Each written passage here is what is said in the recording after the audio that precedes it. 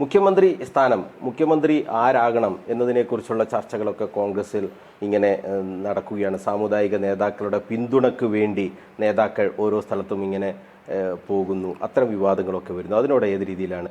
അല്ല, മുഖ്യമന്ത്രിയെ നിയമസഭാ കക്ഷി ചേരുമ്പം പുതിയ നിയമസഭാ കക്ഷി തിരഞ്ഞെടുത്തോളും. അതിലേക്കുള്ള ചർച്ചയ്ക്കൊന്നും ഞാനില്ല. അതിൻ്റെയൊക്കെ ഞാനൊരു സാധാരണ MLA മാത്രമാണ്. അപ്പം അതിലൊക്കെ ലീഡർഷിപ്പ് നോക്കിക്കോളൂ. അതൊക്കെ ആരാവണം എന്നുള്ള ഒരു ലീഡർഷിപ്പ് തീരുമാനിക്കുമ്പോൾ രാഹുൽ ഗാന്ധിയും ഹൈക്കമാൻഡും തീരുമാനിക്കും.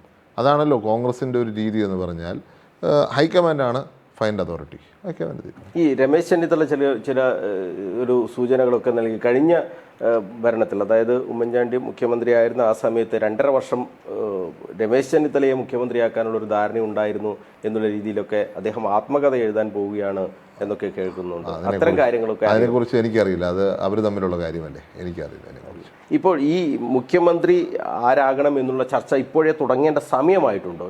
അല്ല, അങ്ങനെ സ്വാഭാവികമായിട്ടും പല സംസ്ഥാനങ്ങളിലും മുഖ്യമന്ത്രിയെ പ്രൊജക്റ്റ് ചെയ്യുന്നുണ്ട്.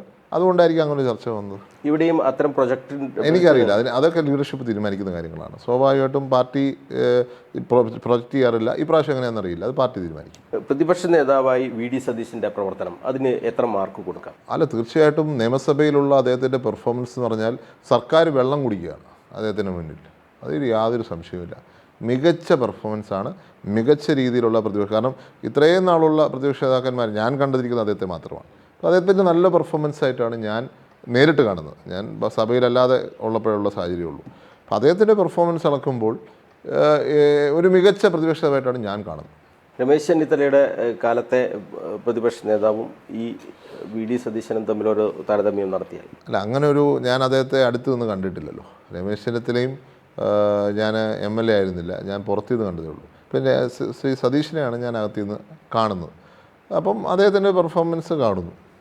അതേസമയം രമേശ് ചെന്നിത്തല ഈ കേരളത്തിൽ തന്നെ ഏറ്റവും മികച്ച നേതാവെന്ന് മാത്രമല്ല, എല്ലാവരെയും കൂട്ടി യോജിപ്പിച്ച് കൊണ്ടുപോകാൻ വളരെയധികം കഴിവുള്ള ഒരു നേതാവാണ്. അതുകൊണ്ടാണല്ലോ ഈ സമുദായ സംഘടനകളൊക്കെ അദ്ദേഹത്തെ വിളിക്കുന്നത്. കാരണം അവരുമായിട്ടുള്ള ഒരു ആത്മബന്ധം പുലർത്തുന്ന നേതാവാണ്.